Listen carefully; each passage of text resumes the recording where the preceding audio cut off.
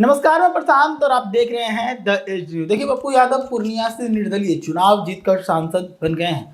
इस दरमियान जब वो चुनावी सभाओं में जा रहे थे तो उनका सबसे बड़े जो वादे थे उनमें से ये भी था कि जो पूर्णिया के सरकारी कार्यालय हैं, अस्पताल हैं, प्रखंड हैं या फिर अंचल कार्यालय हैं, इन सभी कार्यालयों से दलाली को खत्म करेंगे। इसको लेकर पप्पू यादव ने कल एक बार फिर से अपने संकल्प को दोहराया है। उन्होंने कल बनमनखी में अपने संकल्प को दोहराते हुए कहा है कि मैंने वादा किया था कि पूर्णिया को दलाली से मुक्त कर दूंगा। जो सरकारी कार्यालय हैं वहां पर जो दलाली होती है उससे मुक्त कर दूंगा और इसको लेकर मैंने अपने काम शुरू भी कर दिए।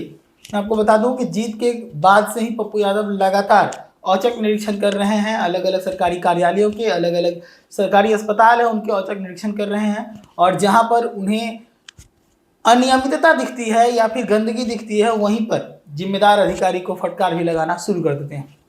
अब इस दरमियान पप्पू यादव ने कल बनमनखी में कई सारी बातें कही। उन्होंने ये भी कहा कि मोहनपुर को प्रखंड बनाने का मैंने वादा किया था और इसको लेकर बहुत जल्द मैं बिहार के मुख्यमंत्री नीतीश कुमार से मिलने वाला हूँ। बिहार के मुख्यमंत्री नीतीश कुमार से मिलकर मोहनपुर को प्रखंड बनाने की बात करूंगा। इस दरमियान पप्पू यादव लगातार अपने लोकसभा के अलग अलग क्षेत्रों में भ्रमण कर रहे हैं, लगातार औचक निरीक्षण कर रहे हैं और जो वादे हैं उनके चुनावी उसको लेकर वो बार बार दोहराते हैं कि मुझे अपने वादे याद है और मैं सभी वादे पूरा करके दिखाऊंगा। इसके साथ ही उन्होंने कहा कि मैंने 3 महीने का मोहलत मांगा था कि जीतने के 3 महीने के अंदर जो सरकारी कार्यालय हैं वहां से दलाली को खत्म करूंगा और इसी को लेकर मैं जैसे ही जीतने के साथ ही मैं दलाली खत्म करने की जो प्रक्रिया है उसमें लग गया। अब इसी के बाद उन्होंने कहा कि अगर 3 महीने के अंदर अगर सरकारी दफ्तरों से, अस्पतालों से, अंचलों से या प्रखंडों से दलाली खत्म नहीं होती तो एक बहुत बड़ा हंगामा करेंगे। इसकी चेतावनी भी वो बिहार सरकार को दे रहे हैं। यानी कि कहीं ना कहीं पप्पू यादव के तेवर अगर समझें तो वो सीधे तौर पर अब किसी भी सरकारी अधिकारी को या फिर सरकार को बकसने के मूड में नजर नहीं आ रहे। मैं आपको बताऊं कि पप्पू यादव इस वक्त सबसे ज्यादा सुर्खियों में इस बात को लेकर भी है कि उनके ऊपर 1 करोड़ रुपए की रंगदारी मांगने का आरोप लगा है। पप्पू यादव के ऊपर यह आरोप लगा है कि वो फर्नीचर व्यापारी से अलग अलग तारीखों में, अलग अलग हिस्सों में 1 करोड़ से अधिक रुपए की रंगदारी मांगी है। कभी 10 लाख, कभी 15 लाख, तो कभी 1 करोड़।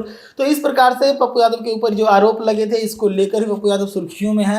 हालांकि इस पूरे मामले में पप्पू यादव को बेल मिल गई है और पप्पू यादव ने इसमें आरोप लगाने वाले के ऊपर ही आरोप लगाया है। उन्होंने कहा है कि वो खुद नशा करता है, वो खुद नशा का व्यापारी है और जिसने भी हमारे खिलाफ हमें फंसाने की साजिश की है उसके खिलाफ मैं सख्त कार्रवाई करूंगा।